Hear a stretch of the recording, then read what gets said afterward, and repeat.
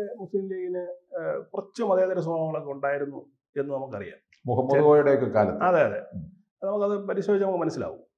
പോകെ പോകെ പ്രത്യേകിച്ചും ഈ PFI എന്ന് പറയുന്ന സംഘടന, അതിനു മുമ്പ് സിമി, നമുക്ക് KT ജലീൽ സിമിയിലേക്ക് പോയ കഥ നമുക്കറിയാമല്ലോ.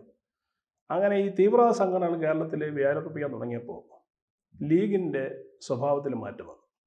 കാര്യം കുറേ ചെറുപ്പക്കാർ, ലീഗിൻ്റെ ഭാഗമായിരുന്ന കുറേ ചെറുപ്പക്കാർ ഈ തീവ്രവാദ ആശയങ്ങളിൽ ആകൃഷ്ടരായി മറ്റ് PFI പോലുള്ള സംഘടനയിലേക്ക് അവർ ചേക്കേറി. അത് ലീഗിനൊരു തിരിച്ചടിയായി.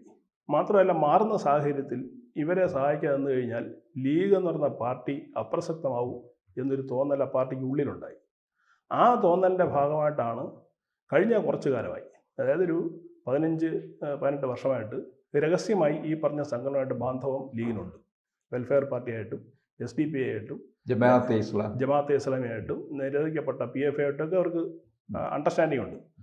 ചില സ്ഥലങ്ങളിൽ SDP നേരിട്ട് മത്സരിക്കുന്നുണ്ട്. അവർ മത്സരിക്കാത്ത സ്ഥലങ്ങളിൽ അവർ ലീഗ് കാൻഡിഡേറ്റിനെയാണ് അവർ സപ്പോർട്ട് ചെയ്യുക. ഇതില്ലാത്ത സ്ഥലങ്ങളിൽ കോൺഗ്രസിനെ സഹായിക്കും. അപ്പോൾ ഇതാണ് ഇതിൻ്റെ ഒരു നെറ്റ്വർക്ക് എന്ന് പറയുന്നത്. വേറെ അർത്ഥത്തിൽ പറഞ്ഞു കഴിഞ്ഞാൽ ഈ മതേതരം എന്ന് പറയുന്ന ആളുകളെ പറ്റിക്കാൻ പറ്റുന്നൊരു വാക്കായിട്ട് മാറിയിട്ടുണ്ട്. വെള്ളാപ്പള്ളി തന്നെ എഴുതിയിട്ടുണ്ടായിരുന്നു മതേതര പൊയ്മുഖം എന്നാണ്. ഇപ്പോൾ എനിക്കൊരു കേരളത്തിൽ നട്ടലോടുകൂടി ലീഗിൻ്റെ ഈ മതേതരം എന്ന് പറയുന്ന ഈ മുഖം മൂടിയെ വലിച്ചു കീറുന്ന ഒരേ ഒരാൾ വെള്ളാപ്പള്ളി മാത്രമാണ്. ആ ധൈര്യം അദ്ദേഹത്തിന് മാത്രമേ ഉള്ളൂ. ഇതെല്ലാവർക്കും അറിയുന്ന സത്യമാണ്, പക്ഷേ പറയാൻ പേർക്ക് മടിയാണ്. കൂടുതൽ വാർത്തകളും വിശേഷങ്ങളും നിങ്ങളിലേക്ക് എത്താൻ ABC മലയാളം സബ്സ്ക്രൈബ് ചെയ്യുക, ബെൽ ബട്ടണും അമർത്തുക.